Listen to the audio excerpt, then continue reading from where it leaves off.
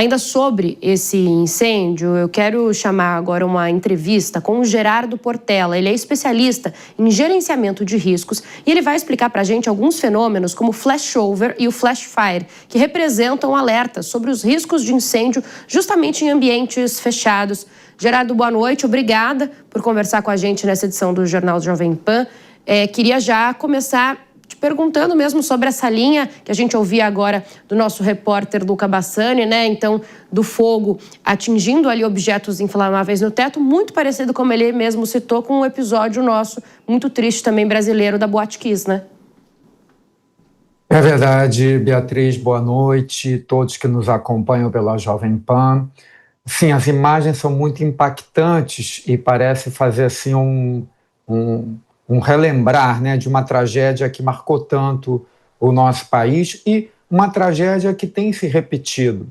Se nós formos levantar dados históricos, nós vamos verificar que são mais de 20 casos, muito mais até, de incêndios em casas noturnas ao longo de muitos anos, desde a década de 40, alguns muito famosos, como nos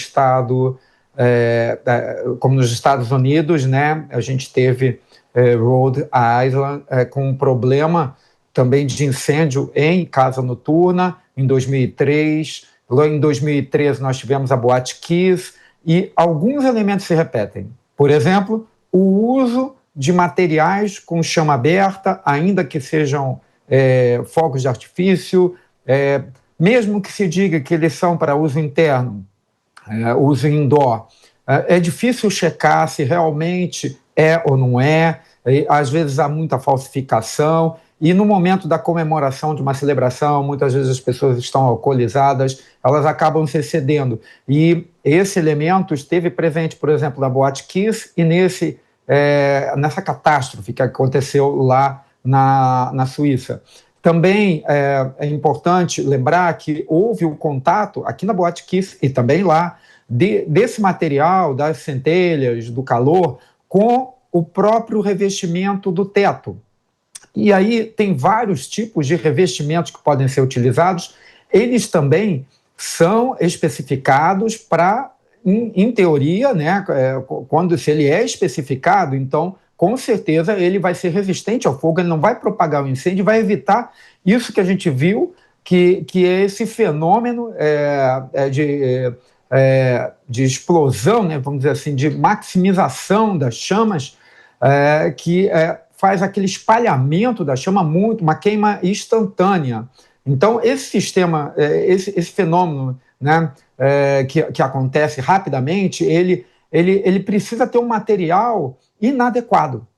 Porque se o material for autoextinguível, você não vai ter essa condição da propagação tão rápida do incêndio na parte de revestimento, que muitas vezes precisa ser isolante térmico e também acústico. E aí é que entra o problema. Se não chamar um profissional que conheça os materiais e a especificação técnica, então pode acontecer sim um erro e o uso de materiais inadequados, como, por exemplo, a gente vê no Brasil muito usado o isopor.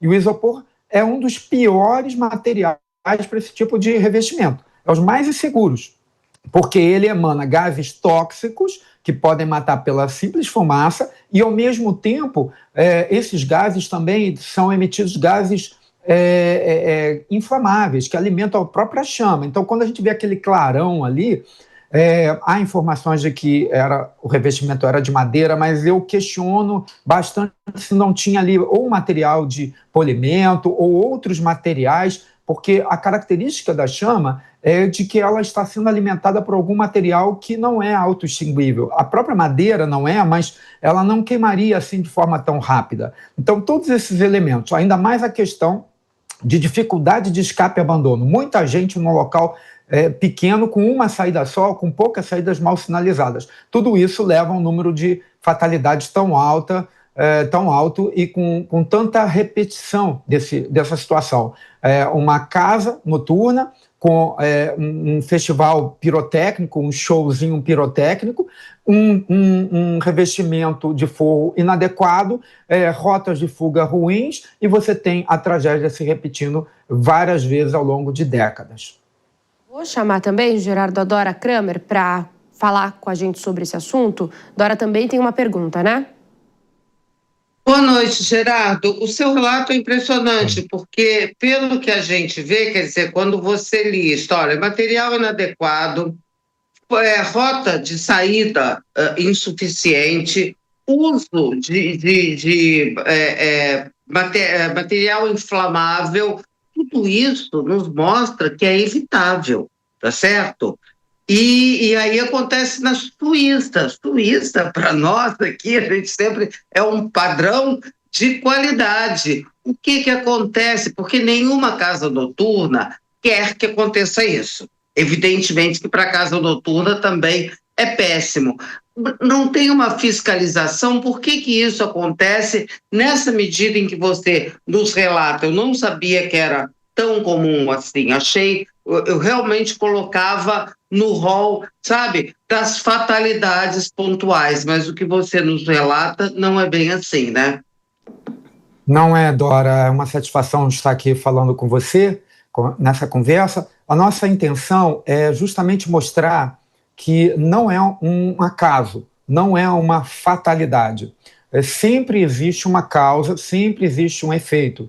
E nesse caso específico, é um cenário típico que tem esses elementos. Se esse cenário se repetir, não importa em que país for, por mais que a gente espere que não aconteça, mas se houver lá material inadequado, uso de chama aberta, confinamento sem rotas de fuga, você vai ter a grande probabilidade de acontecer uma tragédia, fatalidades. Agora, quando você tem uma rota de fuga, você consegue tirar as pessoas, você tem um incêndio, mas nem sempre tem tantas fatalidades. Mas se você tira, inclui a rota não tem rota de fuga, então é um erro. A mesma coisa se você tira o sinalizador e você tira a chama aberta, você não tem um incêndio. Aí, se você não tem um material inadequado, também você não tem um incêndio. Mas esses três elementos têm causado sistematicamente ao longo de décadas várias tragédias. E aí, por que a gente vê isso acontecer num país que tem cultura de segurança, que na Europa, né, a Suíça, e acontece no Brasil também, e aí nós vamos ver que acontece no mundo inteiro. Se esses relatos de dados técnicos eles são facilmente levantados, a gente vai ver aí que acontece nos Estados Unidos, na Europa, no Brasil, em países mais pobres, em países mais ricos, não importa. Se você tem esse cenário, ele vai gerar um risco maior dessa tragédia se repetir. E a fiscalização é importante, e também a legislação. Nos Estados Unidos, nós temos um regramento muito forte que é aplicado no país todo, que a National Fire Protection Association impõe esse regramento. No Brasil, nós temos boas regras da ABNT, mas em 2017, um decreto dito para melhorar as condições de segurança, na verdade, desobrigou as instalações de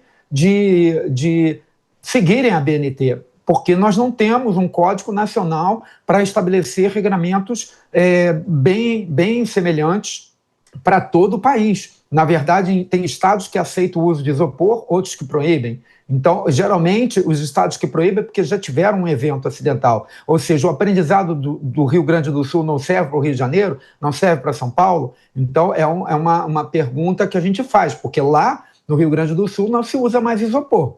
Mas em outras regiões do Brasil a gente usa, e muito, inclusive estabelecimentos comerciais e escolas, que é um produto que pode gerar isso que a gente viu aí, como outros vários produtos. É muito importante, para finalizar, eu digo o seguinte: querer segurança todo mundo quer, alcançar é técnica. Então, se você é dono de uma instalação que oferece esse serviço nessas condições, você precisa procurar um profissional para saber se você realmente está seguro, se você está usando os materiais certos. E se você é usuário, quando entrar, observe, em primeiro lugar, tem outra saída? Porque você não pode contar só com a mesma porta que você entrou, porque se o incêndio acontecer entre você e a porta, você vai ficar preso. Então você observa se tem chama acesa, isso não é bom. Mesmo que sejam aquelas velinhas em cima da água, Ali a toalha e outras coisas podem pegar fogo. Então, esses cuidados precisam ser também divulgados. Gerardo, para a gente encerrar, a gente está conversando com o Gerardo Portela, que é especialista em gerenciamento de riscos, sobre esse incêndio grave que ocorreu na Suíça durante festa de Réveillon, muito similar ao que a gente viu aqui na Boate Kiss, no sul do país, há alguns anos. Queria que o senhor explicasse um pouco para a gente sobre esses fenômenos que a gente citou no início, né? O senhor disse que tem uma fusão, então, de dois fenômenos, até com nomes ali em inglês, para acontecer esse espalhamento tão rápido das chamas, porque esse também é um fator que contribui, né? Não é só o fogo, realmente é um fogo que se espalha numa velocidade mais rápida do que a gente está acostumado em casos diferentes, em outros tipos de incêndio que acontecem. Sim, estamos falando do flash over e o flash fire.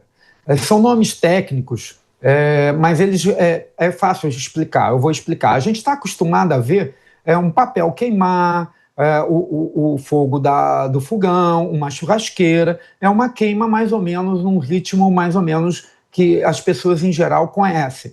Mas tem algumas substâncias, e se elas forem armazenadas ou materiais usados indevidamente, que a queima produz uma chama muito rápida e muito com energia muito intensa, de temperatura altíssima. E esses materiais, às vezes, são bons para isolamento térmico, para isolamento de som, mas não são convenientes por causa do risco de incêndio. E qualquer calor que ali aconteça vai deflagrar uma chama inicial, e se a temperatura subir muito no ambiente, todo esse material ele acaba entrando na temperatura de ignição, num momento só. Parece até uma explosão. Na verdade, é uma queima quase que simultânea de todo, por exemplo, aí no caso, de todo o forro, que é o teto do local. Esse é o fenômeno que a gente chama de over, né? que é a situação flash over, a chama acima do normal, aquela queima acima do normal instantânea. Precisa ser um local confinado, com a temperatura muito alta e, de repente, queima todo o teto. Esse é a situação do flash over. Já o flash fire, já numa segunda etapa, o sistema de gás pode ser atingido e liberar gás ali para dentro, ou então as próprias partículas de materiais combustíveis ali no meio daquela convecção de gases ali dentro, ele pode ignitar, fazendo uma espécie de explosão meio abafada. Não é uma explosão plena, é uma explosão abafada, porque ela não gera ondas de choque que vão destruir a estrutura do prédio, mas sim só o barulho e a queima instantânea, piorando a situação do incêndio. Esse outro é o flash fire. São nomes técnicos, mas são fenômenos que acontecem justamente por causa daqueles três elementos que eu falei do cenário, que são uma fonte de calor aberta, de chama aberta, materiais inadequados e falta de rota de saída. Então você tem ali a chance de ter vítimas por esses fenômenos.